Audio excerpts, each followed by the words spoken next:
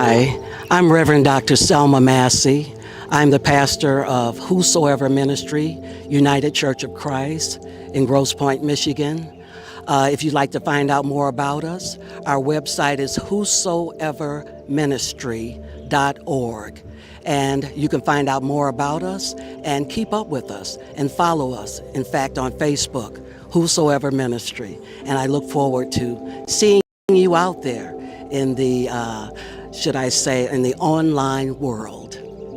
Hi, I'm Pastor Jeffrey Sills with One Church Detroit. We are on Wyoming and 6 Mile. Actually, we're all over the world now, but we're located on Wyoming and 6 Mile. We would love to see you come part of our ministry. You can find us at our website at onechurchdetroit.org, or you can find us on Facebook. You can find us on Instagram. We're just one loving family. When you come, don't expect church to be the same. We're a church outside of the walls. We do things in a different way, in a loving way, where we welcome all. We believe in bringing families together to worship as one, and God is doing a great thing. Happy Hotter Than July. I'm Reverend Dr. Roland Stringfellow. I'm the senior pastor at MCC Detroit, Metropolitan Community Church of Detroit. We are currently located in Clawson, but soon to be at the Affirmations building beginning in September, as we're going to be celebrating our 49th church anniversary. We're very grateful to be such a staple within our community for such a long time. You can find out more about us at mccdetroit.org, as well as Facebook, as well as our YouTube channel. Happy Hotter Than July. Hi, I'm Reverend Carlene Lamel, Senior Pastor of Full Truth Fellowship of Christ Church in Detroit, Michigan. And you can find out more about our ministry at www.fulltruthchurch.org, or you can follow us on Facebook. And we look forward to meeting with you in cyberspace and just continue living in the full truth of your lives. Happy Pride. This time of COVID and recovery really has been a challenge for us at MCC Detroit. Initially, we were grateful to receive the increase in donations. I think everyone was at a place where they wanted to support, but then as the social distancing continued on and on and on, people got tired. And people got tired of having church on Zoom. People got tired of seeing me with my little glitches and, every so often, because trying to be a pastor and a videographer at the same time it was just a chore. But through it all, we have really discovered, who is our core of the church. Because, I think on any given Sunday, you can have people who, kind of come and they go. And those people who are just kind of coming and going, many of them have just stayed away. And it's those who, many of whom surprise me that, this is my church, this is my ministry. I'm taking the things of God, wholeheartedly during this time when I have loved ones who are dying, and and I've been called to do funerals of loved ones who have passed away during this time. And it really has stretched even my faith as the pastor of the church to trust God in ways that I had not truly understood or recognized that I needed to do in my role as a shepherd of a particular flock. So it has been a challenge, but again, in that dark cloud has been a silver lining. Well, I can say that it has caused us to reinvent the wheel. We had to do church in another way. We had to make a hard right turn, if you will, so that we can keep up and ahead with what's going on. What we're particularly fond of and happy about regarding this COVID pandemic is that we've been saying from the very beginning that there are none sick among us, and God has kept his word, and we haven't lost anyone. As a matter of fact, we've had more than nearly 300 families and individuals that we immunized, vaccinated, so that there would be no more empty seats at the dinner table. So we're proud of that. We've reinvented ourselves. We've come up with a drive-in Sunday service and also a service on Zoom. Our Sunday drive-in service, we're able to have the service come through people's cars, their car radios, so that they can hear while they listen and see us up. Someone has said it's almost like being at a drive-in theater where they can look up and see us, and it comes in on their car radios. So we've had to reinvent the wheel, and it has gone well for us. Praise God, because God is in control. How has the COVID vaccine affected our ministry? It affected us greatly. It actually has caused us to look at things in a different way. It actually has shown us that we're bigger than what we think we are. It's taken us outside of our four walls, and it's just been absolutely phenomenal. I look at it as sweet and sour. When it first happened, it was like, Lord, what are we going to do? But as we move through it, we find out our God supplies all our needs according to his riches. Along with that, we have went through an experience where we were at processing between 35 and 40 people on a Sunday, but during this pandemic, we have reached over 15,000 people, which if it hadn't happened, we wouldn't have reached those 15,000 people because we kept ourselves in a box. But during this pandemic has taught me to become a real leader and step outside of the box, and that people need help. Now I have encountered 35, 40 children, people looking to me for help and assistance. But it's been sweet and sour. We went through the process of what are we going to do, but then after we got over crying, weeping may endure for a night, we realized that we can be just as technical as any other ministry out there. And God has done some awesome things. It's just been wonderful. We've met new connections. We are meeting people from all over. We have people coming in from every state, just watching our service or making comments. So it's been a challenge, but it's actually been rewarding too. And I'm excited to see where God is going to take us from here. The COVID-19 crisis has impacted the members of Full Truth Fellowship of Christ Church. The word I want to use is actually it's been a rebirth. We've started doing virtual services, Facebook Live. We've done a few Zoom Bible studies, and the people that are coming on are people who had basically given up on church. Through their own confession that they just gave up on church. And then the people that we're finding that are coming on, it's like they're being renewed, and it's no longer about the four walls. Currently, Full Truth, the building is damaged through vandalism since the COVID-19. But we're seeing a lot more people. We're reaching, as Pastor Seals said, we're reaching a lot more people than we were just being in the building.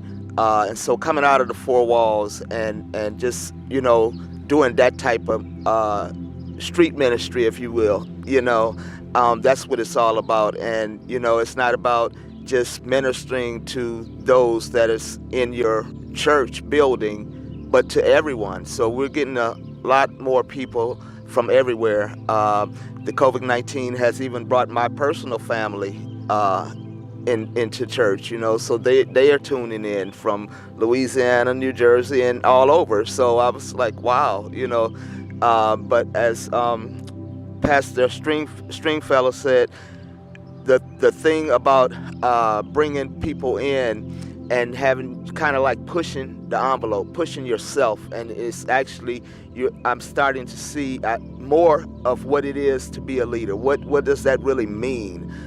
And asking those hard questions. You say have faith, but do you really have faith in God? Do you really think, that this is going to work out, for those that love the Lord? Do you just giving myself a stronger relationship with God? Being ever so closer to him, going through the different things that this COVID-19 has brought on, and just keeping the faith and holding on and knowing that that's not easy, and being transparent, because as a leader, oftentimes people think, oh, they got it together, this, that, and the other, and it's like, no, we serve the same God you pray to, I pray to also for strength.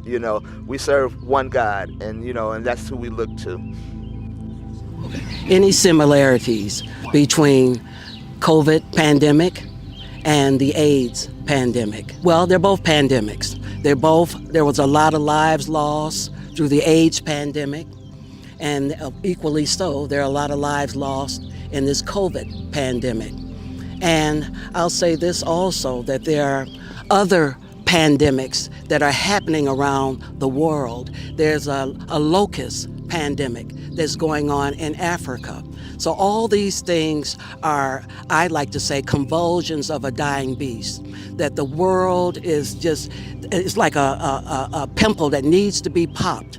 And it has been popped. And so that's why it's so important that people like us, all the different churches that are represented, including Whosoever Ministry, that we come to the aid of those that may be affected by whether it's the AIDS pandemic or the COVID pandemic or the pandemic of the locust if you have family in Africa or in Saudi Arabia. See, because the world is bigger than what we're seeing. And so we have to know that our people may not always be local people. They may want to spread their wings and go out into the world. They may need to know how the pandemic, the COVID pandemic, was addressed, maybe based on some of the ideologies that they experienced during the AIDS pandemic.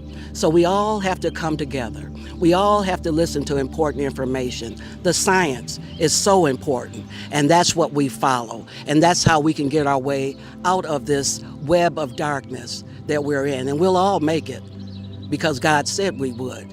He said that God so loved the world that he gave his only begotten Son, that whosoever believes on him shall not perish but have everlasting life. So the enemy can send whatever pandemic they want, but it does not mean that it has to disrupt our community. Yes. Are there any similarities between the HIV and COVID epidemic? Yes, there's a big similarity, but one of the things I look at is if when AIDS came out, everybody thought it was them. It was their disease. It was their, and the thing I see that's the same is people only fight for what affects them. And during the AIDS, they felt like, and even with the churches, let's break down to that because that's why we're here. We felt like that was a disease for people who were doing wrong. And even with the COVID, when it first came out, they were looking at it's only affecting them. You know, even in the United States, we didn't take a look at it until it affected us. And one thing I like about what's going on now in this Pride Month is that Pride teaches you to be proud about who you are and fight for your cause. And during the AIDS epidemic, there was only a certain small group of people who was fighting until it affected everybody's family. So now that we have this going on, it has caused an awakening in all of us that a virus or epidemic can hit us all. But we all need to be on the front line. We all need to be aware of it. So the similarity, and I believe this is a true awakening from God to say, not that God caused it, but I think it's awakening that God used it for his good. Wake up, people. Something can happen to us all, but are you going to be there to support us?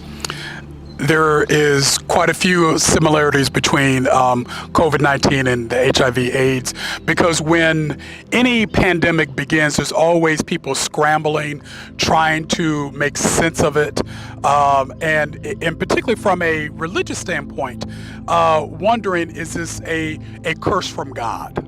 And people back then called it that, and many of our brothers and sisters who succumbed to the disease of HIV/AIDS believed that and unfortunately took that to their graves. And I call that spiritual violence. And I believe there's spiritual violence that has been perpetrated even around the COVID-19. And so, because again, you have many evangelicals who talk about, the curse of God because of homosexuality or because of, abortion and so forth. And the lesson that we can learn from HIV to today is that with people coming together and standing up for their rights and standing up for knowledge and healthcare, that things can change. And unfortunately, this was over a period of decades before we could get it correct around HIV/AIDS. The COVID-19, the main difference has been because it affected everyone globally. Whether you were rich, poor, gay, straight, black, white, Asian, Latinx, it didn't matter. You were impacted by this, no matter what country you lived in. And so because of that, we all came together, I think, a lot quicker, developed the vaccine and, mask wearing and so forth. But even still, with the mask wearing and the vaccine, you got people who, are vehemently against that. And so I think the thing we can learn is that there are always going to be haters. There are all going to be people who are uneducated around these things. But the main thing is that you fight for life and you fight for people to have the right to thrive, no matter what your social economic status is in the world. Yes, I see similarities between the COVID-19 and the HIV and AIDS epidemic in as much as both cause division amongst humans, amongst countries, amongst communities, even families. Family members were greatly affected by both of those. I can speak from personal experience, having had one relative that had HIV and AIDS and was pretty much shunned from the rest of the family. Kind of like it is today. There's one, and I'm just going to lay it out there. If you've been vaccinated, you're in this group. If you haven't been vaccinated, everything move it to the left, So both have caused a division, but also I feel that both required us or pressed us to gain more knowledge, to educate ourselves, to become educated on exactly what it is that we were fearing, because it was a fear. Anything that you don't know, the first thing is you fear. You're fearful. A lot of prejudices that are going on in the world is based on fear of, and so both of them, I think, caused a lot of fear, and it was because a lot of us weren't educated on it. And even now with the vaccine, I've heard some people say that the vaccine, that they were putting chips in you through the vaccine.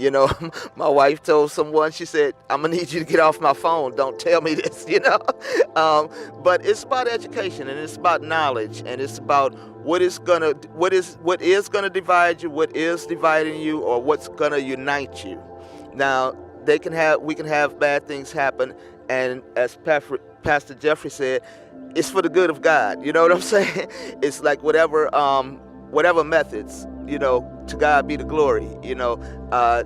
One thing we do know, that he doesn't do anything to harm us, and it's for our good. So through this AIDS epidemic and through the COVID-19 epidemic, what happened was I seen people being brought together, people no longer taking life for granted, people calling people more, just becoming closer, So that's the similarities. What is my best counsel to those that are impacted by loss during this period? I would say mostly that we have to remember that the Lord has promised that he would never leave us or forsake us, and that he'll always be with us. And no matter what tragic thing or dramatic thing that we might be going through, it says in his word that the heritage of his servants is no weapon formed against us will ever prosper. And we've got to believe that. We've got to trust God. When David was anointed king, it didn't happen right away. He had to trust God.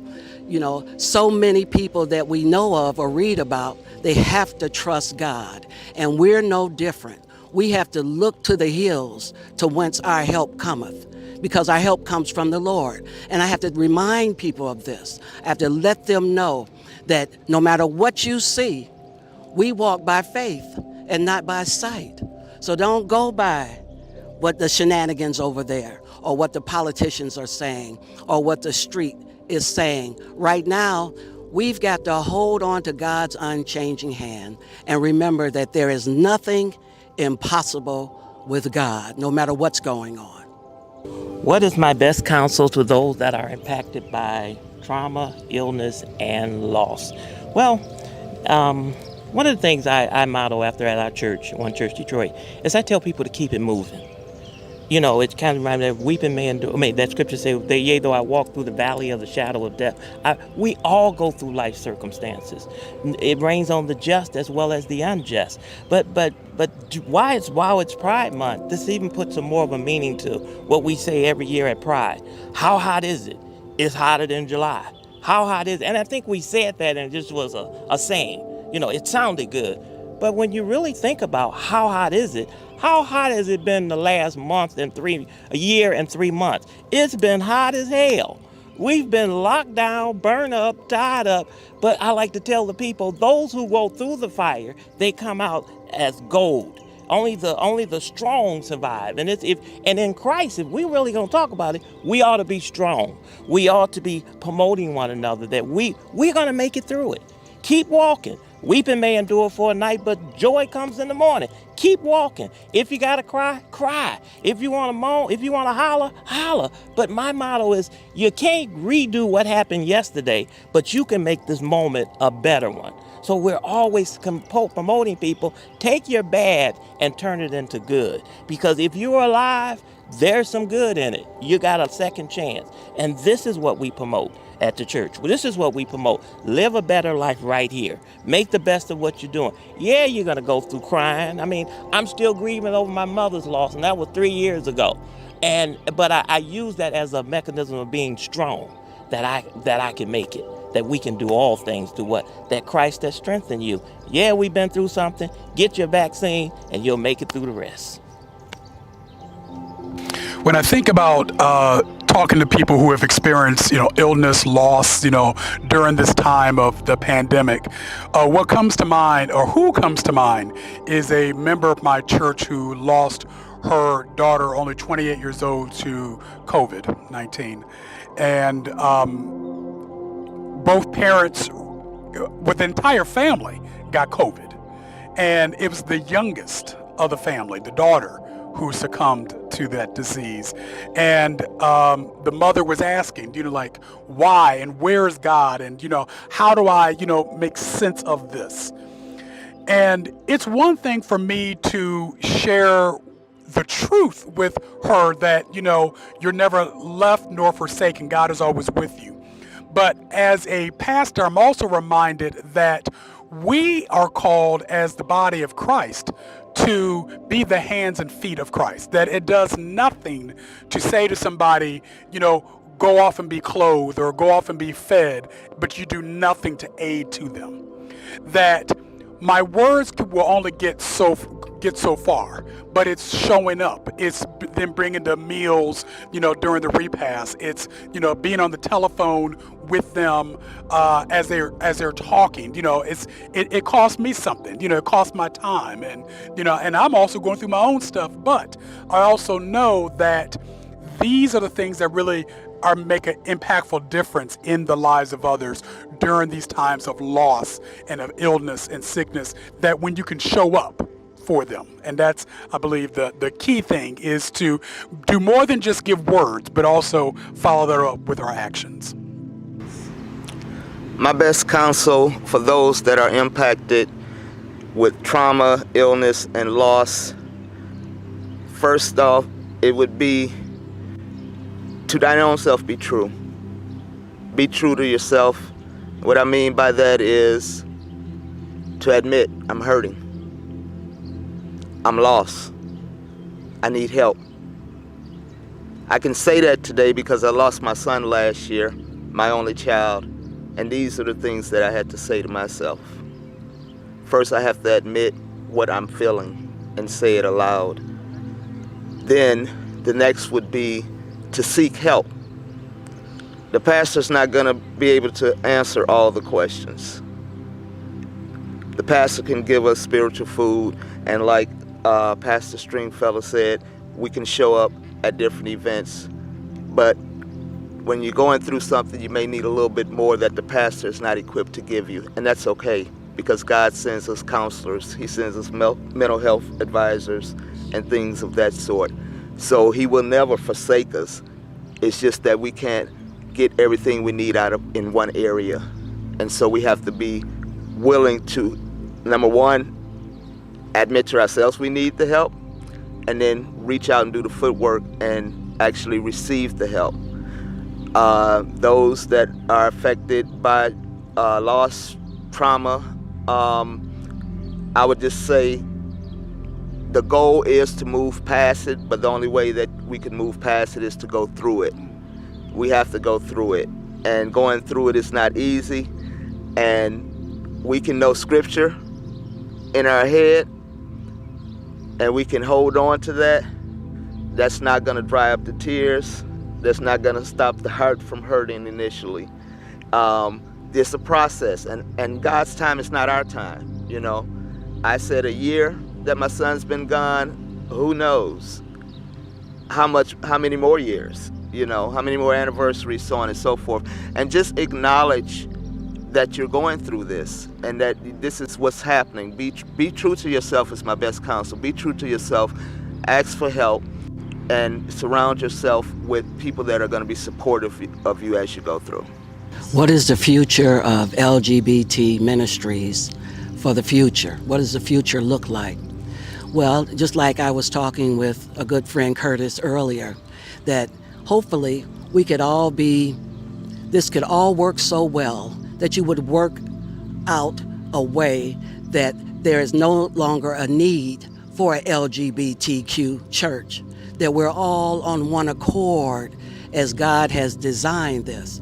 And so I would hope that one day, and I think we're getting closer to it, that one day we won't have to distinguish ourselves as a LGBTQ church, but as a church of the living God, where we believe in and we have hope, where Jesus is the light of the world. And that's why I think it's so important that we even start out these Hotter Than July series with a candlelight ceremony, because in the beginning God said, "Let there be light." And that was the beginning. And Jesus said, "I am the light." And we know that light will clear up the way for us and let us know which way to go. We know that light will protect us. We know that, like Pastor Seals said, weeping may endure for the night, but when the light comes in the morning, joy will come.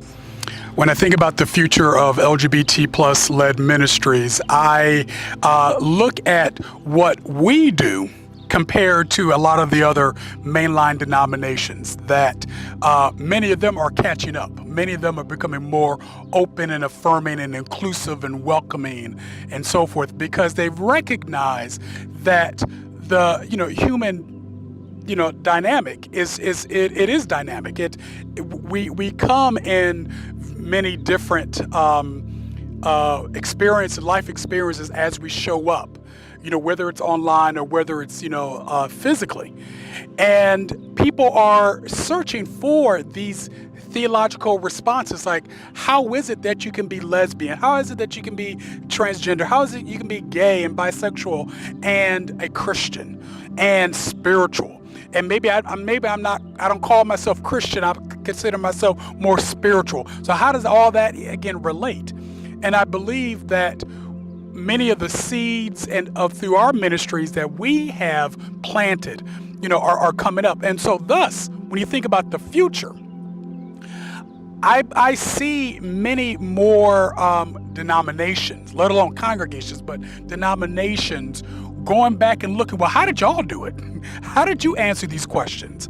And that our expertise, if you will, our spiritual leadership is going to be vital as we share with people about, when you're out doing ministry in the park, when you're doing ministry to people who are exactly where they are, that you don't have to go to the same clubs and drive the same cars and live in the same neighborhoods in order to be accepted. That you are accepted simply whoever and wherever you come from.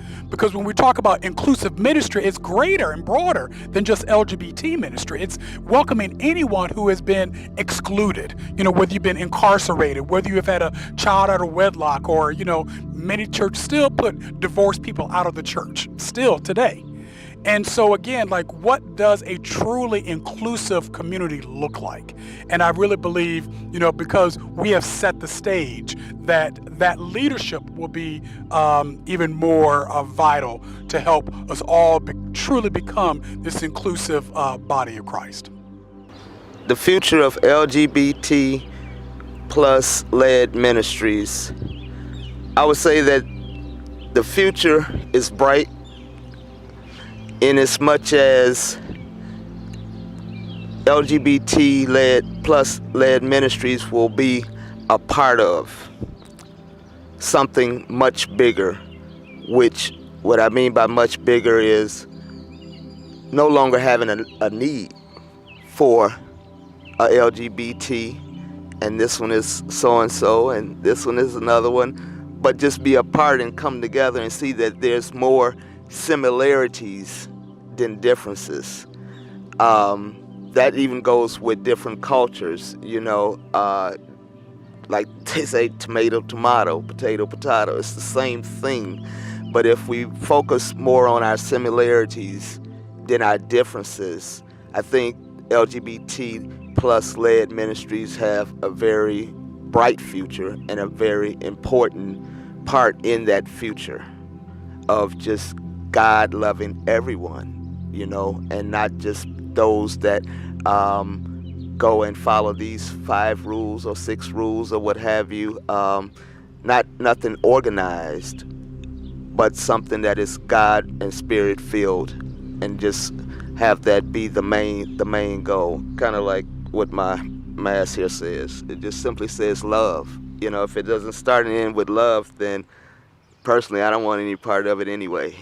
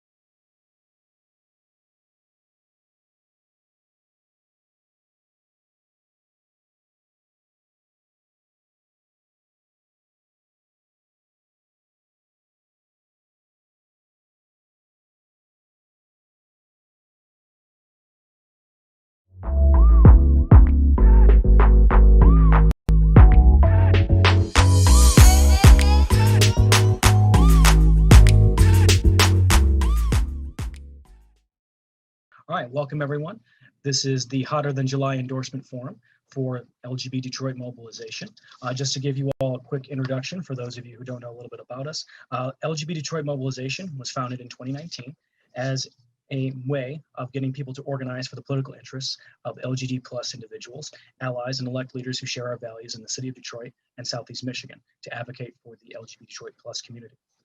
So now the purpose of this event, though, and this section of the Hotter Than July event, is to introduce, through the hard work of LGBT Detroit's Mobilization Endorsement Committee, to show the candidates for the municipal elections of Detroit that we have decided to endorse. So I just want to quickly go through our endorsements list, and then after I've done so, I'm going to go by City Council in order of district first, and then clerk, or sorry, order of district numbers for City Council, then at large district for City Council, then followed by clerk, and then lastly for mayor. So just to read off our quick list of endorsements, for District 1, Crystal LaRosa, and I apologize if I mispronounce anyone's names in the course of this, so my deepest apologies for that. For City Council District 2, Roy McAllister Jr. For District 4, Letitia Johnson. For District 6, Gabriela Santiago Romero. For District 7, William Davis. For the at-large district, Nicole Small. For City Clerk, Denzel Hines McCampbell. And for City Mayor, Mike Duggan. So now that we've introduced the list of candidates that we've been chosen to endorse in the municipal elections through the work of the endorsement committee, I now want to turn it over to the candidate we endorsed for District City Council 1, Crystal Losa, to go ahead and introduce themselves, as well as go ahead and expound for us their platform and why they're running. Go ahead. Hi, everyone. My name is Crystal Larsosa. I go by she, her, and hers. I am a child and youth development professional, graduated from Eastern Michigan University studying criminal justice, and worked for some time in the juvenile justice system, also with DPSCD, organizing safe play and interactive learning, also with youth in the church. I am married to Jason Larsosa, who is running for mayor of Detroit. And I am a mother to 3 beautiful girls. Ultimately, I set my career aside to focus on home and my family, our business interests through media. And as a result, my girls are straight A students, and they have their own platform known collectively as the Hershey Kisses on Instagram, and also they monetize their platform on YouTube. So they inspire Black girls. They've already been doing their job at such an early age. They're monetizing their platform and just inspiring Black girls to be confident in the skin that they're in. And our community receives a great deal of privilege because of the contacts my husband and I hold. And we signed a contract, a media contract, and we've been featured on national commercials as well. And God has been good to me. He's been good to my family. And I want to extend that good fortune, not to just my family and my community, but the entire District 1. My plan is to initiate a participatory governance, elevating the voices of those least heard and engaging those that have been ignored and oppressed due to the political process. And the plan and the hope is for clean, safe, and prosperous neighborhoods. And I believe that as a Black woman, as a mother, and as a wife, that I could bring my perspective to the table. And I think that growing up, my mom, she moved around quite a bit. And I remember feeling really displaced and ungrounded. But we moved on the west side of Detroit, Joy Road, Appeline Street, where I actually met my husband. And I remember just feeling like I belonged. I felt welcome. And the families on the neighborhood block, everyone knew each other. Kids played up and down the street, regardless of your sexuality or your race or your educational history. Everyone was a family, everyone was connected. And I still hold those relationships to this day. But Detroit is different now. And I think we lack that sense of connectedness. And that's something as well that I want to bring back to Detroit. And let's say like Black America right now, I say Black America can no longer allow others to write our narrative. For too long, we've been brought with the misconception that LGBTQ is not accepted in the Black community. And that is just far from the truth. That is a myth. And like more than 40% of students who identify themselves as LGBTQ within the last year has seriously considered committing suicide. And I think that as leaders, as those that have been chosen, I think that we need to introduce more unapologetic language to the table. I think that families need to be comfortable. I think that we need to set aside budgets for LGBTQ homelessness, our youth. And that should be a focus for us. And lastly, you are the experts in your community. You have the lived experience, and it is our job to ask you, what is it that you need? and how can we accommodate you? Crystal Larsosa, City Council, District 1. Awesome. Well, thank you so much. Unfortunately, it looks like Mr. Roy McAllister has not yet joined us. Hopefully, he will be joining us soon. If he does join us later on, we'll circle back to him. But for right now, we're going to move to Ms. Johnson, who is running for City Council District 4 for the City of Detroit. Go ahead and take it away. Good afternoon, everyone. I'm Letitia Johnson. So proud and honored to be supported by LGBT Detroit mobilization. I am a native Detroiter, born and raised in the city of Detroit, lived on the east side majority of my life. I graduated from Kettering High School on the east side. I know what it's like to grow up in poverty. I know what it's like to get a driver's license at the age of 21 because I didn't have a car to drive. I know a lot of the struggles that we face and actually how to overcome them. I was the first in my family to receive a college degree because of the support of family members and teachers. And so I have made it a point to give back to our community so that our residents know that we support them, that we care about them, and that we're working to address their needs. We all have individual needs that need to be addressed, and I think it's important that we make sure we address all of our needs. So for the past 14 years, I have been volunteering in my community, working to address neighborhood stabilization, creating skill building programs, rehabbing houses so that we make sure we have affordable houses, doing senior programs, youth programs, and just making sure that I am focused on the needs of our residents. That's what I vow to continue to do, and making sure that everybody's voice is heard, making sure that we continue to fight the fight for all of our residents, because we understand the importance of the support that we have and the resources that we have available to be able to give back to the residents throughout the city of Detroit. I have served in various volunteer roles, and for the past 7 years have been a full-time volunteer.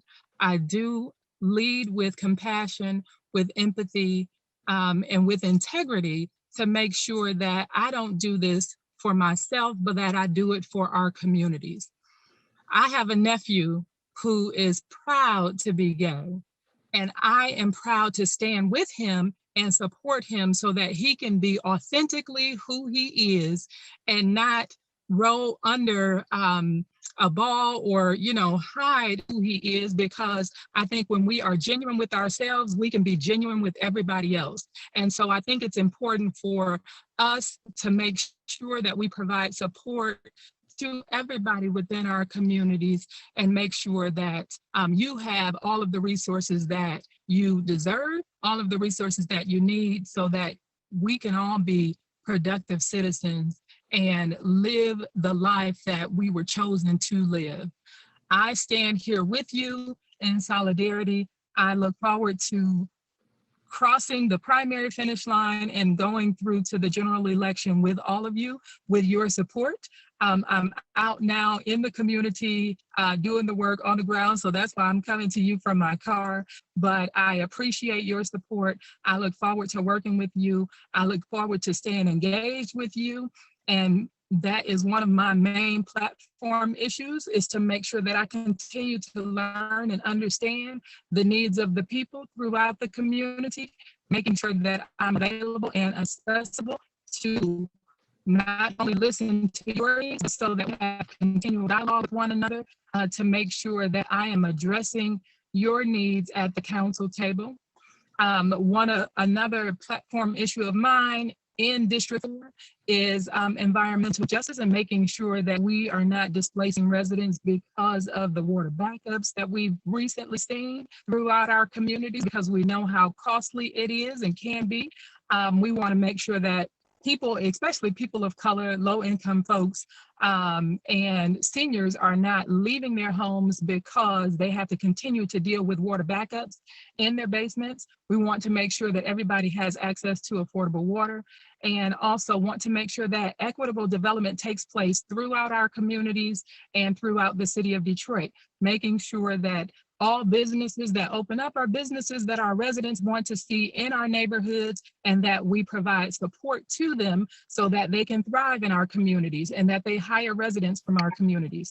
Making sure that we provide affordable housing for everyone who wants to purchase a home, because we know that most people build equity, build wealth through home ownership. And so, like I said, I stand in solidarity with you and look forward to going in for the win with all of you and continuing to fight the fight. So thank you so much.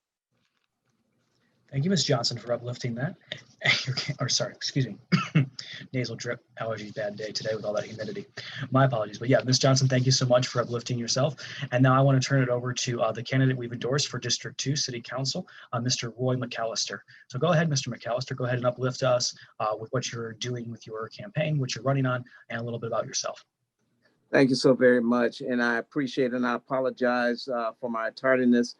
We had a long council session. In fact, I'm just getting out of council session today, just now, regarding programs for community benefits and for community engagement and community enhancement.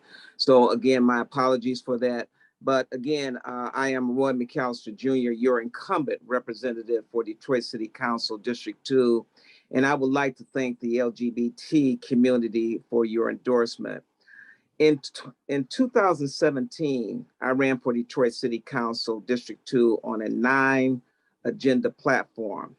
And with the blessings and work with constituents and associates like LGBT, me and my staff were able to accomplish all 9 agendas. And, you know, upon arriving, excuse me, I'm sorry. Upon arriving, I welcomed and thanked the LGBTQ for bringing their headquarters to District 2. Also appreciated them hosting Hotter Than July at Palmer Park, also in District 2, as well as being present for other sponsored events which the LGBT community provided. I look forward to continuing to support and continue to work with President Curtis Lipscomb and the LGBT community as we forge ahead to continue to build and enhance the Greenfield 8 Mile Lodge area. Again, I am Roy McAllister Jr., and with myself, my city council, and my District 2 office, I want to thank you for your endorsement again. And just a little bit about myself, you know, I bring the overall knowledge and experience that I have had in the past. One of which was I was on the Detroit Police Department. I was involved. A lot of people say, well, you was a police officer, but I was also, besides being the commanding officer of the Detroit Homicide Section, I was also assigned to Internal Affairs for 3 years. I retired from the military. With that, I was with the Criminal Investigative Division, again, investigating everything. I spent 3 years in Iraq. I was a regional commander for the 5 northern provinces of Iraq, helped building a country. And again, this is about working with everyone to make sure that everyone is represented and serviced. But then a lot of people say, well, you was on the police department, you was on the military. But I also want to say, prior to me coming on Detroit City Council, I also worked with the Federal Defender's Office, Eastern District of Michigan. So I bring to this an overview of people's rights, of people's constitutionality, and the quality of life for people. And I want to continue to do that and work with that. And again, as I stated, working with President Curtis Lipscomb, I support anyone that is building and help enhancing not only the District 2, but the city of Detroit. And again, I just can't thank you enough for your endorsement and your support. and I look forward to continue working with you. I don't know if there's a question and answer period, but I am here to entertain any questions or answers. Thank you, Mr. McAllister. Thank you for your service. Going by the agenda, no question and answer period this time. This is just your opportunity to introduce yourself, uplift your campaign and what you're running on. So thank you for doing that. And thank you for being here, and no problem being late. It's good to know that you are running late from an overlong meeting, which I'm sure there was a lot of good stuff on the table you had to talk about, but thank you again.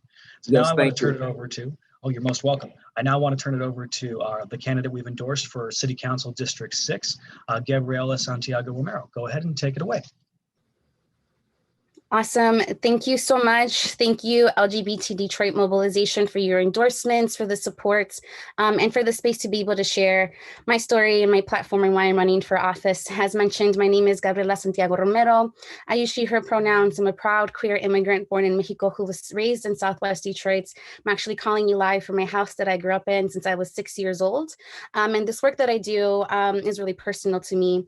I'm a social worker, community organizer. I have a background in policy and evaluation. And I do all of this work really because of my lived experiences and the things that I see we need in leadership in our communities. I often start my story by sharing about the first time that I found out I was poor. I was in middle school crying to my mom, asking her for new Jordans to look fresh at school. She told me, Mika, I can't buy you new shoes, and I couldn't understand why. So I asked her, Mommy, are we poor? My mom turned around and laughed at me and said, you didn't know we were poor? And no, I had no idea that we were poor, because growing up, there was always food in my table, our lights always worked, our heat was always on. But it was really later in life that I realized the food in my table was there from a local food pantry or local church. My mom works incredibly hard as a single mother, working 7 days a week from the moment that she woke up to the moment that she went to bed, to be able to pay the bills that allowed us to live our lives with dignity. That didn't seem right to me. She told me, Mika, go to school, get a good education. That way you don't have to work as hard as I did. And so I listened to my mom.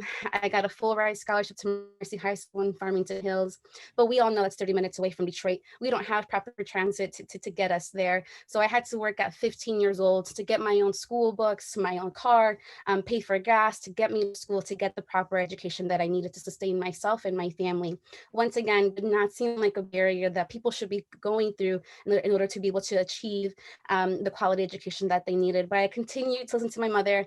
I went to Detroit Mercy University for undergrad. It was really in college while I was studying business that I realized how corporations, businesses, and politicians work hand in hand together, and oftentimes, many times, not to really service workers or residents or community members. Thankfully, during that time, my state rep was Rashida Tlaib, who was somebody from my community who has really inspired me and has shown me a different way of doing politics, shown me a different way or a different kind of leader that really does service our people. So that's inspired me. She's asked me to run, along with many community members and many leaders, to run for the seat, because frankly, I never grew up wanting to be a politician. I always grew up protesting them. But the kind of civil servant that I want to be is one that does center people, that addresses the issues that we're all dealing with. And there are many issues that I want to be working on council. Just a few though, we definitely need to be addressing the housing inequality and security, and injustices really that we're seeing for Detroit residents who right now are incapable of buying homes. They are incredibly expensive. There's a really long, confusing process. We need to really set policies, budgeting priorities that prioritize our residents to keep them in their homes, to allow them to find affordable housing as well. We need to make sure that we're investing in our communities to ensure safety. Frankly, where I live in 48210, we are still missing streetlights. I can't walk my dog around my own neighborhood. There is way too much glass on the ground. So really making sure that we're investing in basic city services. As a community organizer, I value relationships. I value working together with people. And I know that when I'm on council, I'll be working together. I wouldn't be doing this alone. Excited to be working together with unions that we received endorsements from, like UAW and SEIU. Want to be working closely together with organizations like LGBT Detroit Mobilization, Detroit Action, We the People, Detroit Disability Power. There are so many people, leaders, and organizations that are doing the work that we need to be done. I just really believe that we need leadership in local government that's able to listen and follow through with what needs to be done to actually be creating those solutions that we need in our communities. So I am incredibly excited to be here and honored to be endorsed, excited to be working really hard on council for our people, and excited to see what we can do together. Thank you. Awesome. Thank you so much, Mrs. Romero. Now I want to move on to our next endorsed candidate for City Council District 7, Mr. William Davis. Go ahead, Mr. Davis. Hello, I am William M. Davis, pronouns he and him. I'm currently the elected police commissioner for District 7. I'm also currently the president of the Detroit Chapter National Action Network, the president of the Detroit Active Retired Employee Association. In my capacity with both of those organizations, we have and will continue to be a strong supporter of LGBT community, and I am very pleased to get the endorsement of the LGBT Detroit mobilization. We have a lot of issues. We have a lot of problems. Some of the things I especially want to look at in being a city council person is like, say, neighborhood blight. We have a lot of issues with neighborhood blight. We have also issues with the Detroit Land Bank. Detroit Land Bank is the source of a lot of blight in our area, in our community. District 7 is a very long district, but unlike some other districts, we do not have a single recreational center in our area. As long as our district is, we should have at least 2. Not just that, but we need resources. We need resource centers. We need to be converting some of these old abandoned schools to places that people can go and get training, job skills, and enhance their educational level. We have far too many people in the city of Detroit that are not reading and writing at the level that they should be. We need economic opportunities for all Detroiters. Far too often, it seems like we get opportunities for people that don't even live here. And we need opportunities for all the people, no matter what their sex or sexual preference or orientation. Far too often, I hate to sound biased, but far too often, they want to give everything to white men. But that's not the way we should be doing, especially looking at the demographics of our city. I've been a strong advocate and supporter of the LGBT communities. My first cousin, he was part of that community. He's no longer with us. But growing up, because we was only like 6 months difference in age, and growing up, I see the severe problems and persecution and discrimination he received. It troubled me and bothered me greatly. I worked for the city of Detroit for the water department for 34 years. I started as a sewage plant helper.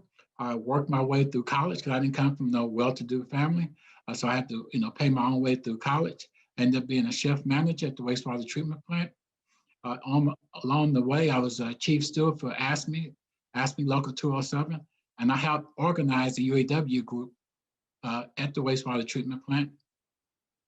We need to be more strongly embracing and encouraging unions. The Detroit bankruptcy, I think, was a made-up fake bankruptcy to go after people's pensions like mine. My pension was cut, my health care was stolen. I think that everybody in the city of Detroit and everybody in this whole country should have universal health care. Far too often we have people that are just overlooked and pushed aside. And that's very troubling to me, especially this is supposed to be the richest country in the world. But you could just drive around, just like recently, I was just right at 8 Mile in Woodwood, right up under that viaduct, you have people living there, Ferndale is a prosperous community. That area of Detroit is prosperous, but why do we have that? Housing, people should be able to have housing. People should be able to get housing without any discrimination. Far too often, too many federal programs, I think, has pushed and allowed discrimination to go on. We need to change. There's a lot of stuff we need to change. I think we need major police reform. The people say, you're elected police commissioner, you talking about police reform? Yes, I talk about police reform. We need more crime prevention. We need to stop crime before it happens. We need better police response time. We need to make sure that the police are there to totally represent everyone, not just some people. So I'd like to thank you for your time, and you can contact me at William M. Davis, I have elect William M. Davis, Detroit City Council.com, or William M. Davis for District 7 at gmail.com. I will continue to work with you. I've always worked. I've been a strong fighter for the rights of everyone. I don't think we should be discriminated, and I will continue to fight for everyone. Thank you. Thank you, Mr. Davis. Really greatly appreciate you doing that. Now, moving on to our next candidate that we've endorsed is for the City Council at Large District, Ms. Nicole Small. Go ahead and take it away, Ms. Small. Thank you. First and foremost, I want to thank the LGBT mobilization organization, excuse me, that kind of goes together. And I just want to let you know that I am definitely committed to making sure that we have resources for all of our people in the city of Detroit. When I think about the advocacy work that I've done around water affordability, around affordable housing, being on the front lines to make sure that all people are treated with dignity and respect. And year after year, just to have these issues fall on deaf ears is frustrating for me. I definitely know what it's like to have people to try to push you and try to put you in a box to conform to what they think the way of life should be. And, I'm often told, well, Nicole, you should calm down. You should be less aggressive. And I tell them, no, you should change and you should get in the fight. Because what we have here is a lot of disparities that are impacting so many people in the city of Detroit, not just LGBT community, but also the rest of us who are undervalued and who are the most disenfranchised communities. I am fully committed to make sure that everything that I do at that table represents the best interests of Detroiters. What I would like to see is for us to have a robust and an equitable home affordability plan, also water affordability. But let's just be honest, what is the biggest problem that we have here is the lack of opportunities. These opportunities, most of them when it comes to economic opportunities, are withheld and they're hoarded for the people who are considered to be a part of the cool kids club, is what I always say. And it's time out for that. It's time to make sure that we share resources and opportunity to all people across the city to make sure that we have more equity and to make sure that together we improve our quality of life. And that's what I'm committed to doing. Thank you again so much for giving me this opportunity. Oh, did I say my pronouns? I'm sorry. Is she, her, and hers? I know I was supposed to do that at first. I'm multitasking right now. But again, thank you so much for this opportunity.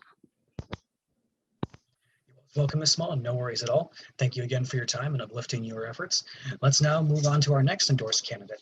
This is the endorsed candidate for City Clerk, Mr. Denzel Anton McCampbell. I'll now turn it over to you, sir. Take it away. Thank you so much. Hi, everyone. My name is Denzel McCampbell. Pronouns he, him, his. And first, want to thank the folks at LGBT Mobilization, LGBT Detroit Mobilization for the endorsement, for your support. Thank you so much. It means a lot to me. Just to give folks a little bit of background about myself, I was born and raised on the city's east side, live now on the west side near Rouge Park. I'm in District 7. And I was born and raised to two union parents. My mom was a social worker, my dad an auto worker, and they really instilled in me the importance of showing up for each other, but also civic engagement. I tell folks around the story that my mom grew up in the Jim Crow South, and she told me about her memories as a child, seeing dogs turned on Black folks and fire hoses turned on Black folks for trying to vote. And now we fast forward to 2020 and 2021, but what we saw in 2020, right, this effort by folks to take away the voting rights of Black and brown folks simply because they're not voting in the way that other folks want them to vote in. And that tells me that there is still a huge fight that we have around voting rights and election protection and civic engagement that we have to ensure that our city clerk's office is the central point of engaging folks across the city. I have been involved in community organizing for over a decade now. As a queer Black man, I do my work around centering the folks on the margins of margins, because I know when not only is it important to center folks who are on the margins and margins to ensure that we're showing up for the most marginalized communities, but when we handle the issues that are facing the marginalized communities, the most marginalized of us, everyone will win and everyone will be uplifted. So that's how I do my work. I've been involved in voting rights and civil and election protection work for the last decade now. Folks who experiencing problems at the polls, who are turned away from voting when they shouldn't have to. They would call the organizations that I was working with to say I was not allowed to vote, and we would deploy out to polling locations and city clerk's offices to say, "This is your act. This is not in line with the law, right? The election law says that this person should vote, right? That you're telling folks that they need an ID when they don't need an ID."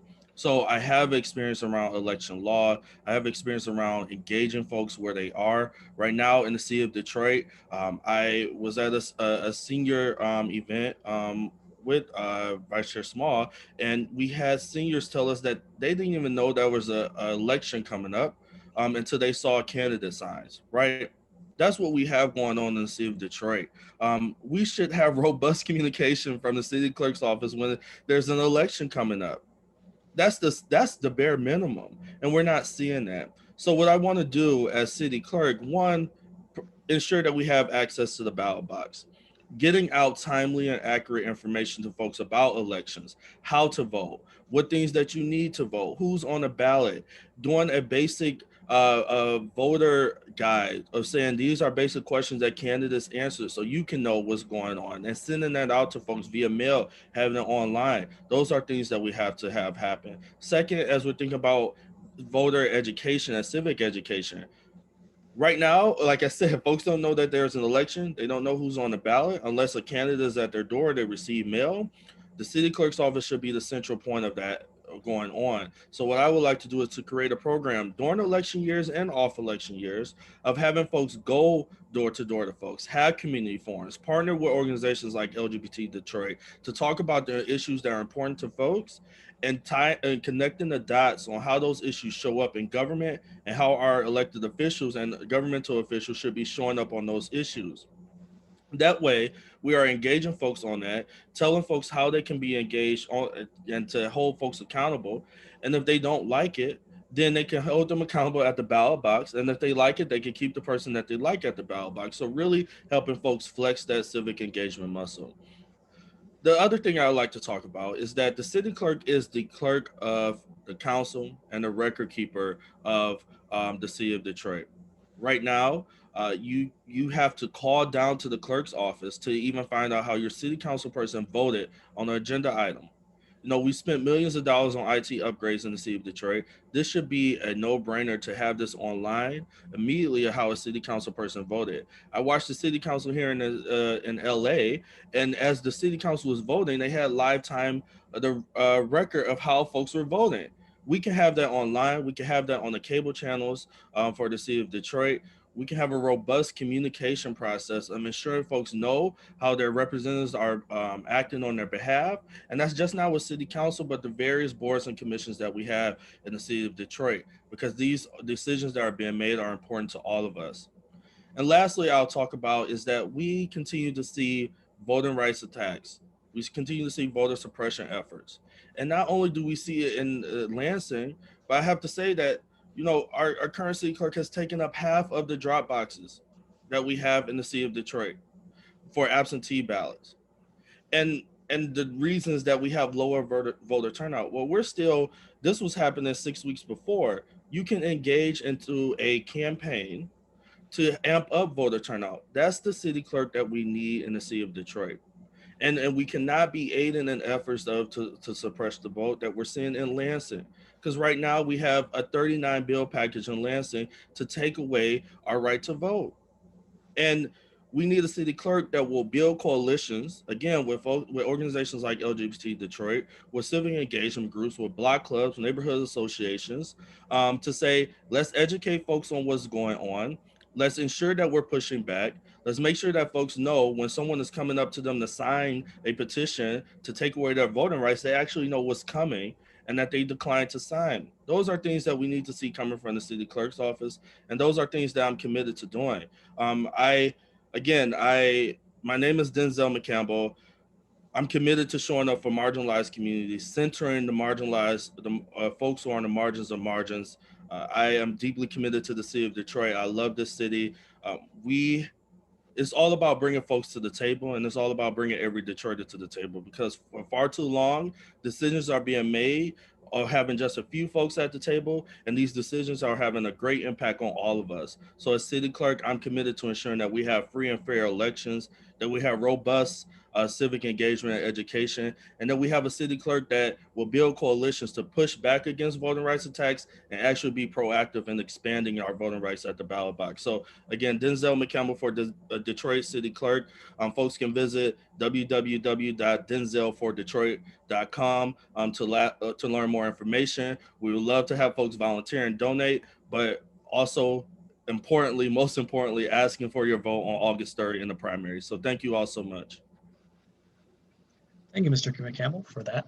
Now, those are all of our current candidates that we have on. Our last candidate is that we've endorsed is for mayor is Mayor Mike Duggan. Unfortunately, he has not joined us quite yet, so hopefully he'll be on shortly. Now, before we move to close, and hopefully in the time that Mr. Duggan will hop on with us today, I do want to give the floor back over to the candidates we've endorsed and see if anyone has any final comments they wish to give in light of everything they've heard today from their fellow candidates from the other districts and other offices that are running. So does anyone have any final comments that they'd like to give today to uplift themselves, or anything else they'd like to talk about briefly?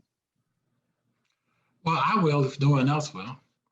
I think that we all, whoever win, lose, draw, whatever, should be fighting more aggressively for the city of Detroit. We have a lot of people that are greatly in need. We have a lot of people that are overlooked. We can and we should do more than what's being done. We need greater accountability for public officials. We need to make sure we have transparency. And far too often, we don't have enough of that. That's my 2 cents worth. Awesome. Thank you, Mr. Davis. Does anyone else have any final comments they'd like to add on? I can be brief. Hi, folks. Just want to say thank you. Honestly, thank you to LGBT Mobilization, Detroit Mobilization, for putting this together, for really supporting us in this race. I want to make one final push to have folks watching this to join our campaigns, to join my campaign. Follow along GabrielaSantiagoRomero.com to learn more about the platform and how to get engaged. Donate.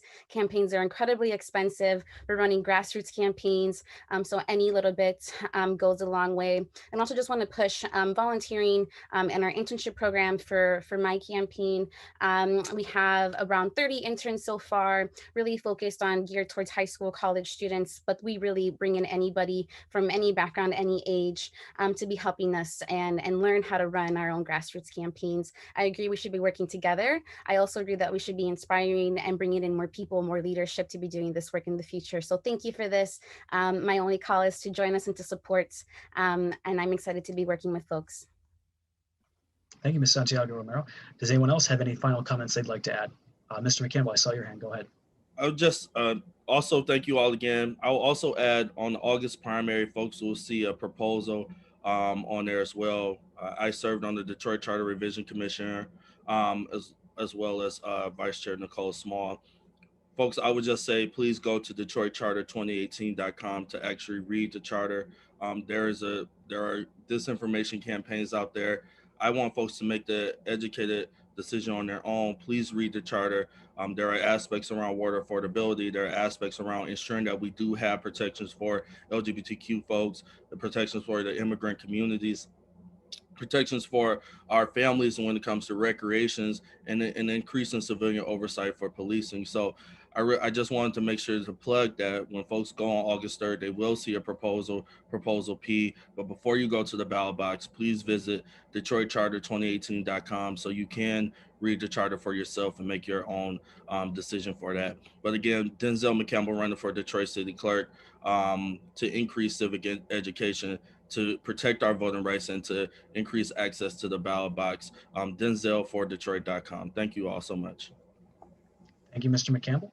Mr. McAllister, I see that you have your hand up. You may take it away. Thank you so very much. And again, I want to thank the LGBTQ for having this forum. And again, thank you so very much for allowing me to be a part of the endorsement process that you provided. And one of the things I want to say is that, you know, I'm constantly out in all communities. District 2 is one of the most diverse communities there is, from the highest economic level to the lowest economic level. And therefore, you have to be flexible. I'm out here because I believe in working with people and I believe in people's quality of life. And that's why it's not just a thing where I'm out here doing campaign time or anything else. I'm out all the time.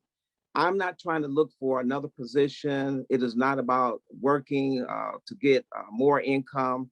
It is about the people. And that's what I do. I love working and I love helping people.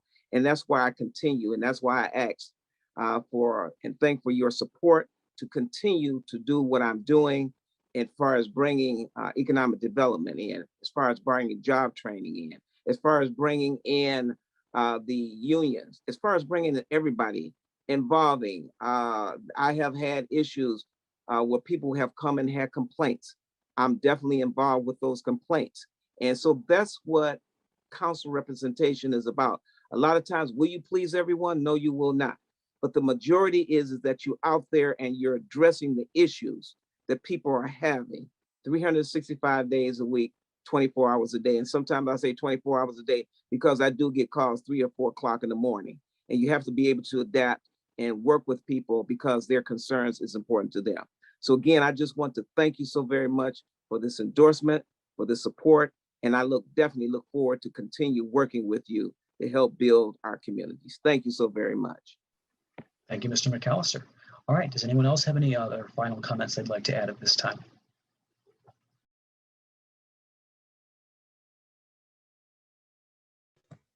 I can go. So thank you for having me, of course, and it's an honor to be here. And if you want to learn anything else about Crystal Larsosa running for City Council for District 1, you can go to vote, VOTE, Larsosa, LARSOSA, one word.com. Thank you. Thank you, Ms. Larsosa. Anyone else have any final comments? Otherwise, I'll move to close.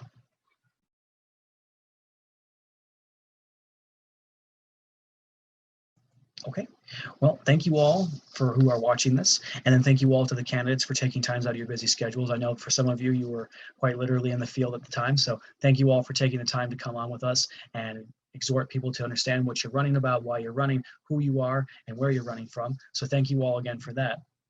And I also want to just give a hard ask to everyone who's watching. Like a few candidates have mentioned, please get involved in the municipal elections, especially if you didn't know that there was an election going on. I hope that everyone is able to get involved in the Detroit municipal elections for 2021 and be able to get involved, whether that's by just voting or taking some time and donating some of your time to one of the candidates here today who are present. So thank you all so much for that. And also, if you wish to learn a little bit more about our organization, you can go to lgbdetroitmobilization.org and subscribe to our newsletter. We send out a newsletter regularly, and you can learn a little bit more information about what we are personally up to.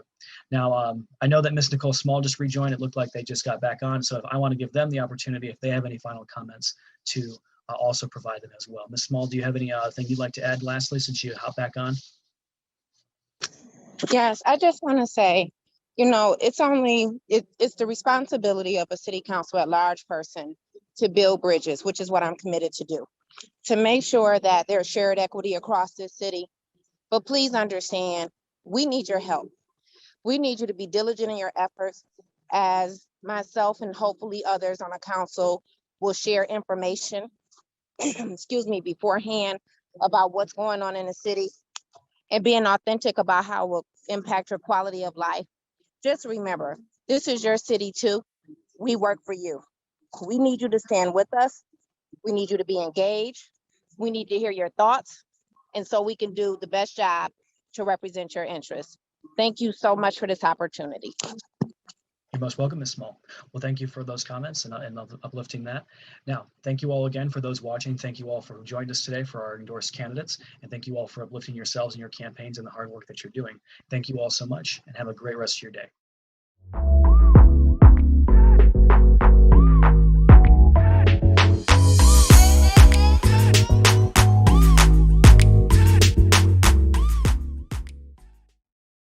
All right, welcome everyone.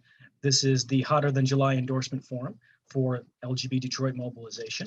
Just to give you all a quick introduction for those of you who don't know a little bit about us, LGB Detroit mobilization was founded in 2019 as a way of getting people to organize for the political interests of LGBT plus individuals, allies, and elect leaders who share our values in the city of Detroit and Southeast Michigan to advocate for the LGBT Detroit plus community. So now the purpose of this event, though, and this section of the Hotter Than July event, is to introduce, through the hard work of LGB Detroit's Mobilization Endorsement Committee, to show the candidates for the municipal elections of Detroit that we have decided to endorse. So I just want to quickly go through our endorsements list, and then after I've done so, I'm going to go by city council in order of district first, and then clerk, or sorry, order of district numbers for city council, then at large district for city council, then followed by clerk, and then lastly for mayor. So just to read off our quick list of endorsements, for District 1, Crystal LaRosa, and I apologize if I mispronounce anyone's names in the course of this, so my deepest apologies for that.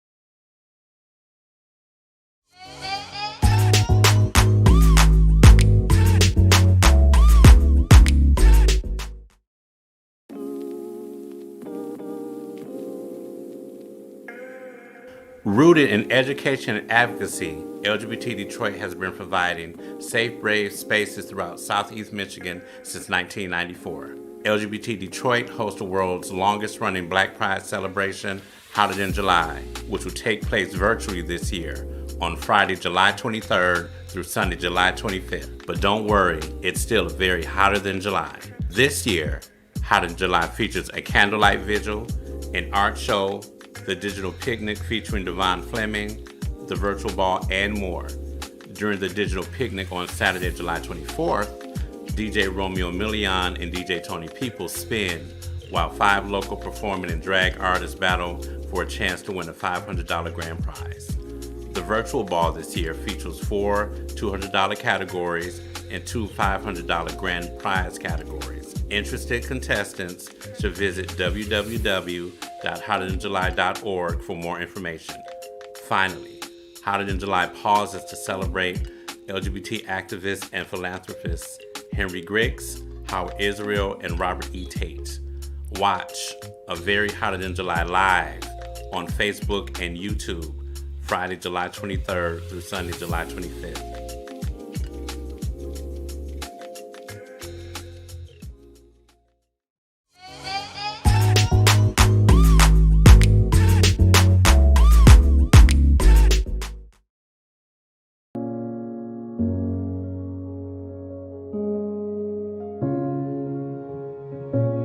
Since the beginning of the HIV/AIDS epidemic, our scientists have been on the front lines, developing medicines across the antiretroviral drug class spectrum.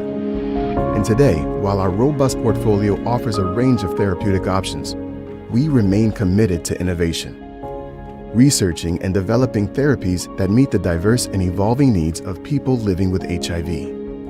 But we are much more than just medicines. At ViiV Healthcare, we listen to the HIV community. We activate innovative programs where there are the greatest disparities. We amplify the voices of people living with HIV in every aspect of our work. And we sustain the movement by championing the leaders, organizations, and communities needed to end the epidemic. Our connection with people living with and affected by HIV helps elevate community-led solutions to some of the biggest challenges, like health disparities that prevent certain populations, especially people of color, from seeking and staying in care. If we're to achieve our mission of leaving no person living with HIV left behind, we must close those gaps in care. But we can't do it alone. So we collaborate with trusted advocates to develop community programs, or we support organizations who are on the ground and doing the work to address specific needs for people living with HIV. Our expertise and our passion go far beyond science, creating a holistic approach to treating and preventing HIV. We're ViiV Healthcare, and we're here until HIV isn't.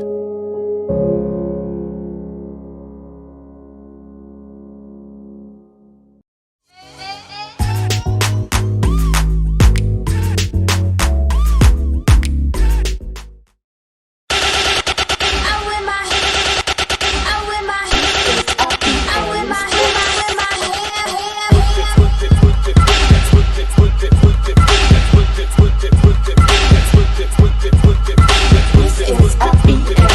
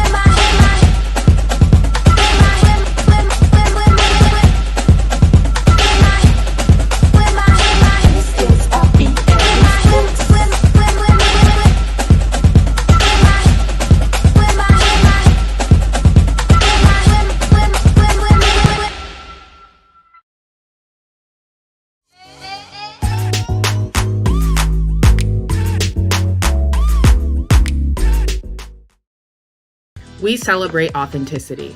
We inspire passion and adventure.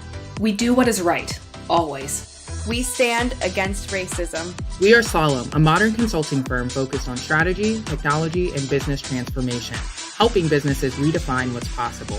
If you need help with your resume or design portfolio, scan the QR code on your screen or visit our website to sign up for a free 15-minute review session with one of our team members.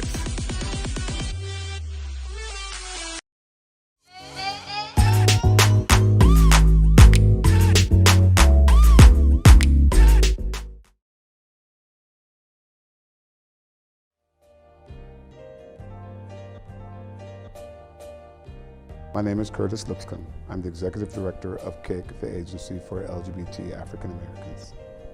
Well, Kicking It on the River is our 3-hour boat ride, and I must confess it's KIC's most successful fundraising event. I have to admit, it was a project that I was hesitant to be a part of regarding personal fear of water.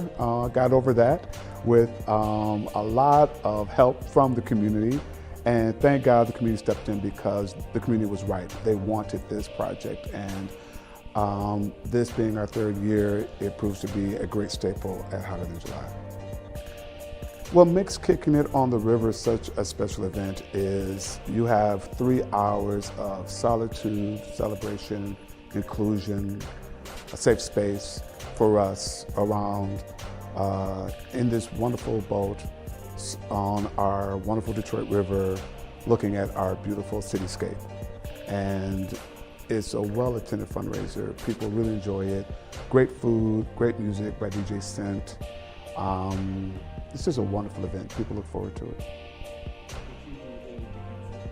I don't dance. What did you enjoy most about Kicking It on the River? I enjoy watching everyone else dance. Yeah, so I like to watch other people dance. And I love to see people, enjoy themselves with their meals, fellowshipping. One of my favorite memories is seeing my friend Darlene. She's a woman of a certain age, and to see her get down, right? To just let it all hang out, getting her life, having fun. She's my favorite memory of Kicking on the River. Though I love and adore and appreciate all that Hotter Than July brings to the community, what I am most proud of was that the community took care of one another, and that the multi-day celebration caused no harm to anyone. The graduation, we graduate 18 years of Pride. Who would have thought that, right? So how wonderful to know that there'll be 18-year-olds who grew up during the celebration, in 2013, being at this space, knowing in 1996, Detroit dared create such a pride celebration within the city, within the heart of the city, something I'm very proud of. So we're graduating. Everything is elevated, everything. The programming has already started. People have already signed up, determining how they're going to participate, volunteers, people sponsoring. We're already moving forward. So I'm excited about the graduation, and I'm hoping that I have the cap and gown ready next year.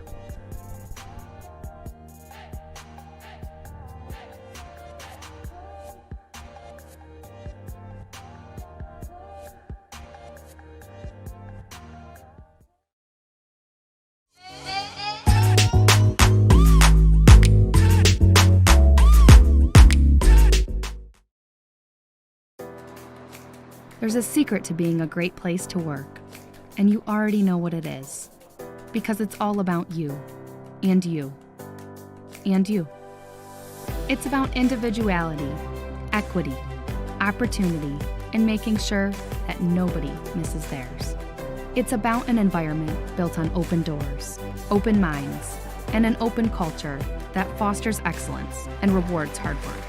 A place built on philosophies such as we are the they, and do the right thing. that spread positivity and empower us to uphold honesty and integrity at all times. A home away from home that celebrates history, shares ideas, and understands that your experiences are just as important as your skills. Where your day-to-day is more than just the everyday. We make sure that your priorities are our priorities. We help you prosper as both people and professionals. We are creating something new. Opportunity isn't everywhere, but it's certainly here, in a career that turns potential into performance. And with people who understand that spending time with this family is as important as spending time with your family. There is a secret to being a great place to work, and it's about community, about every person being essential to the whole, about a place to call home away from home.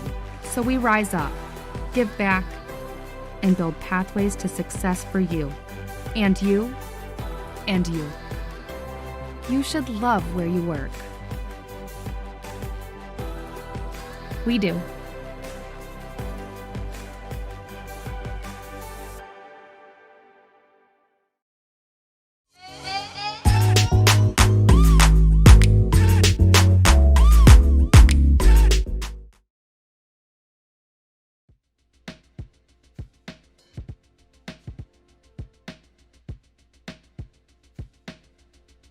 Well, the part that I've taken in the 2012 Hot in July was the Sunday brunch.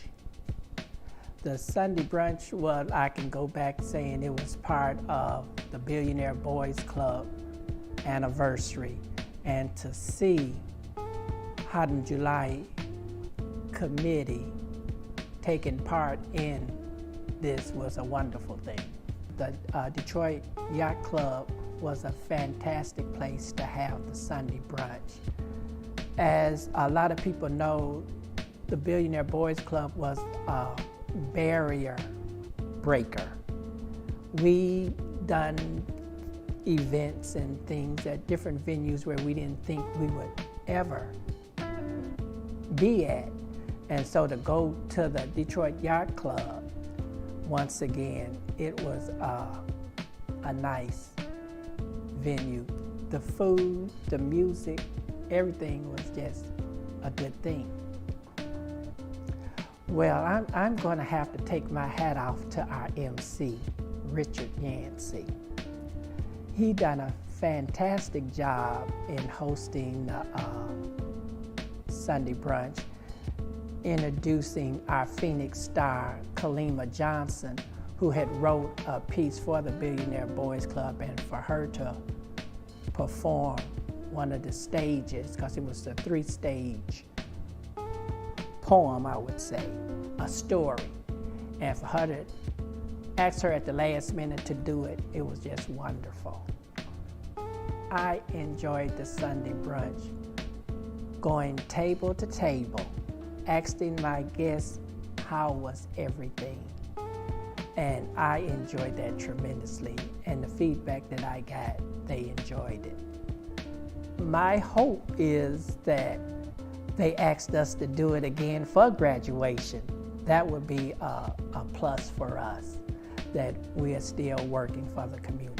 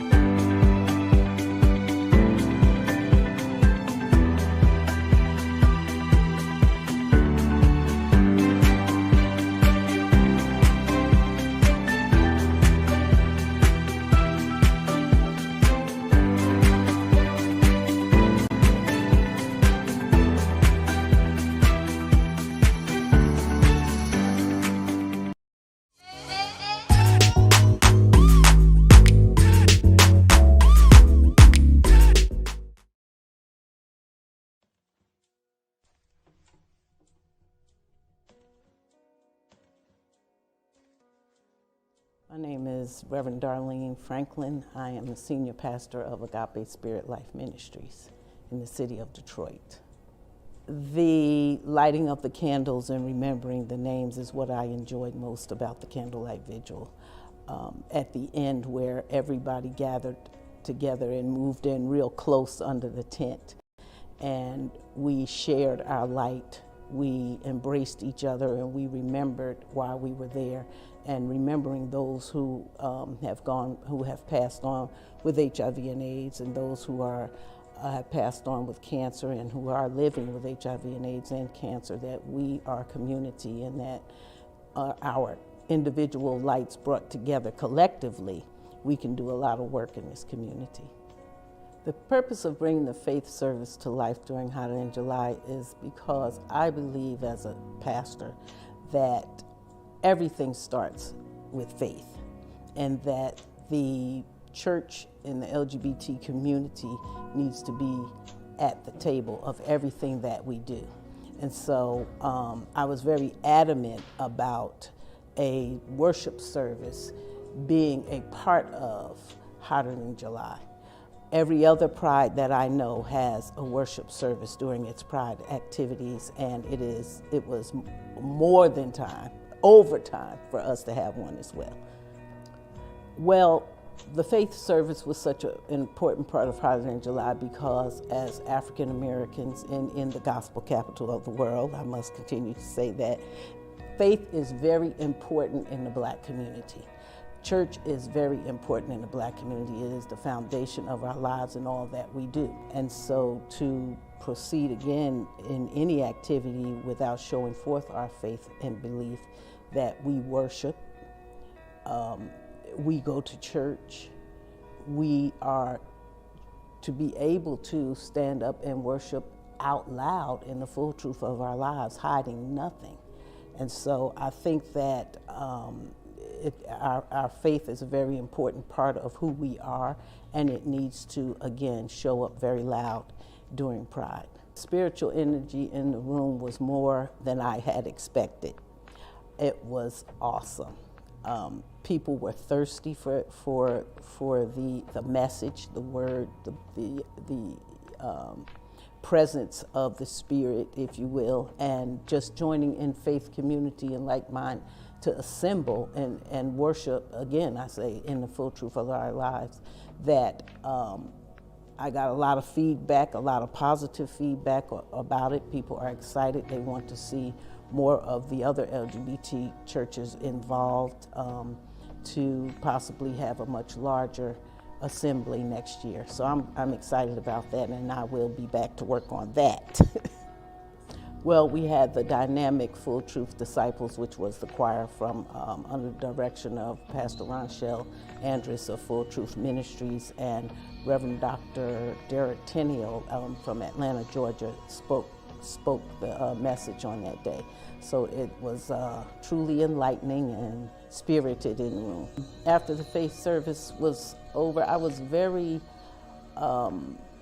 confident that I had did the right thing, because people were telling me, nobody's gonna go to that, nobody wants to go to that.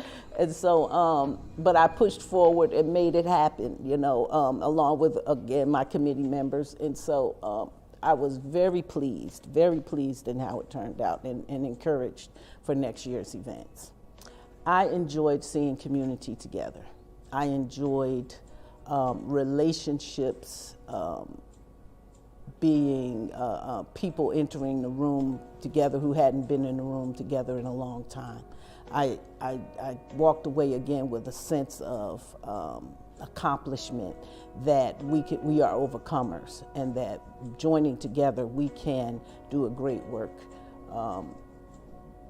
Again, with our faith services being fundamental, and the groundwork being just the strong point of the central point of what Pride is all about.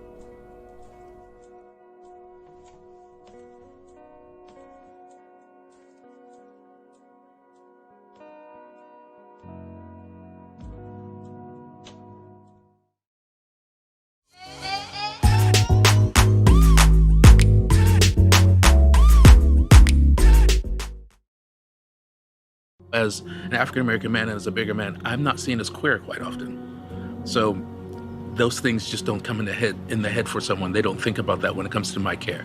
And so I have to make sure that I remind them. I was diagnosed with prostate cancer 2 weeks ago. Nationally, prostate cancer for African-American men is higher than the average, and in the Bay Area, it's even higher. And when a lot of prostate cancer gets caught for African-American men, it's late stage, mine's caught early, but even low-grade cancer in African-American men can get aggressive. My hope would be that the All of Us research program would just get people to really be aware and understand that by them being proactive and joining, that it helps other people. Because of the recent diagnosis of my prostate cancer, if there were more African Americans in these studies, my treatment options may be different. Don't look at me as the average, as the blanket, as a statistic. I need you to deal with me as me.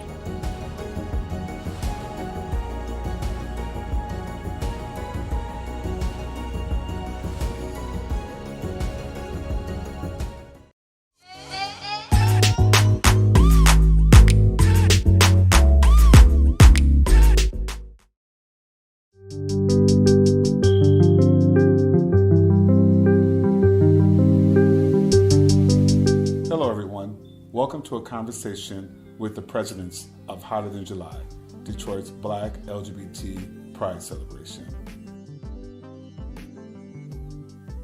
With us is Hank Milbourne, Kim Jones, and Johnny Jenkins, former presidents of Hotter Than July.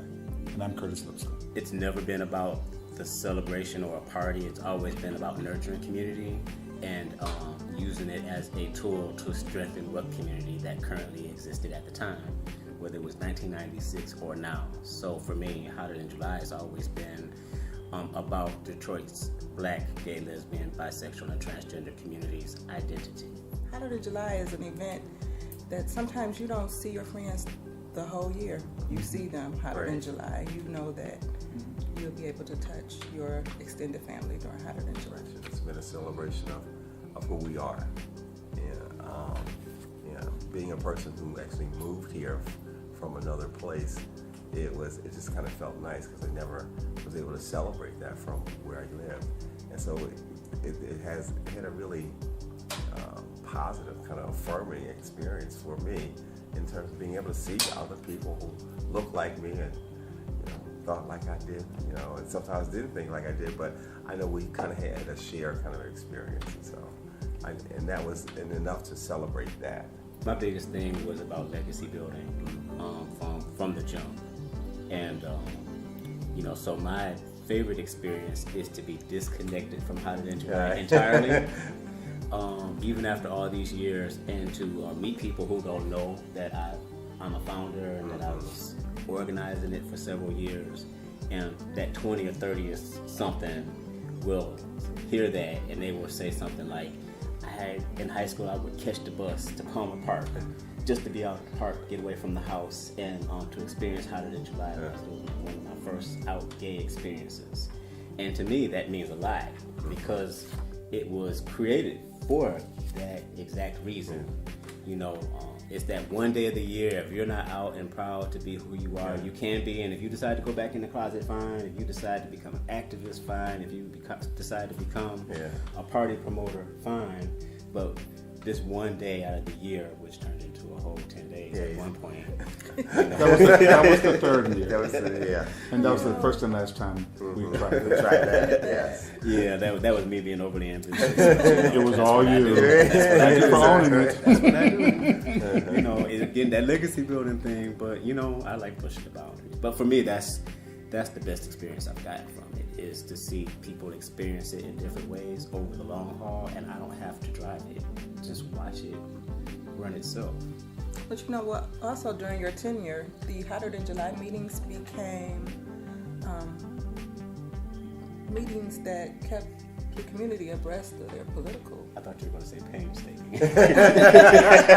No. And then Robert, he brought youthful energy. It was starting to get old and still, and he just instilled Robert Clark, who's also one of the presidents who made his transition, is not with us right now. He was focused on keeping youthful energy in Hotter Than July and to make it relevant. And for his time period, it was relevant.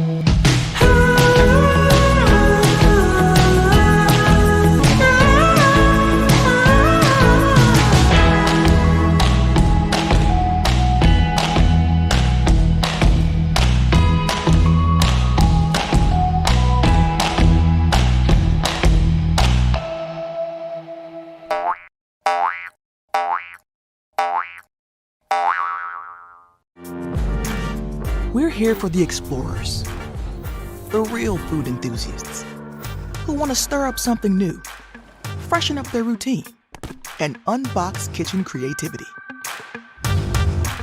Get a healthy mix of fresh fruits, vegetables, and pantry staples delivered to your door for less than the cost of grocery. Hungry Harvest, the start of your next great meal.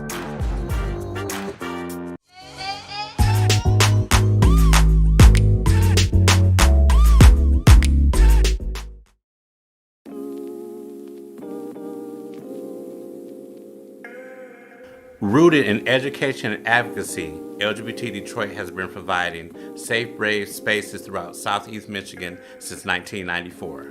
LGBT Detroit hosts the world's longest-running Black Pride celebration, Hotter Than July, which will take place virtually this year on Friday, July 23rd through Sunday, July 25th. But don't worry, it's still very hotter than July.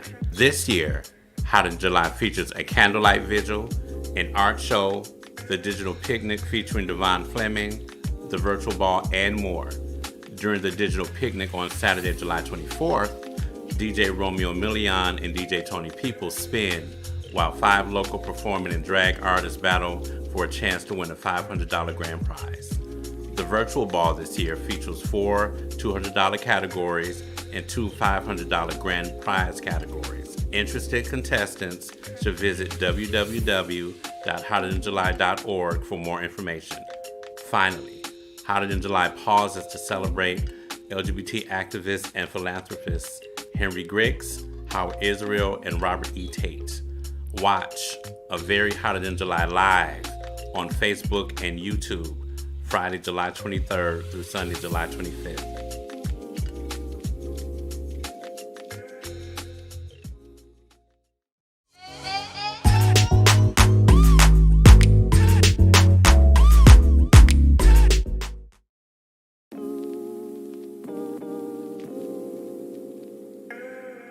Rooted in education and advocacy, LGBT Detroit has been providing safe, brave spaces throughout Southeast Michigan since 1994.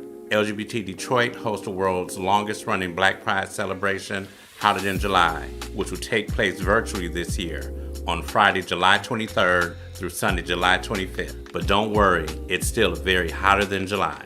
This year, Hotter Than July features a candlelight vigil, an art show, the digital picnic featuring Devon Fleming, the virtual ball, and more.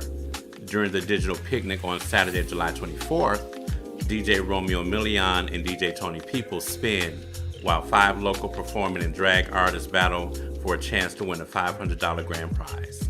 The virtual ball this year features 4 $200 categories and 2 $500 grand prize categories. Interested contestants should visit www.hotterthanjuly.org for more information. Finally, Hotter Than July pauses to celebrate LGBT activists and philanthropists Henry Griggs, Howard Israel, and Robert E. Tate.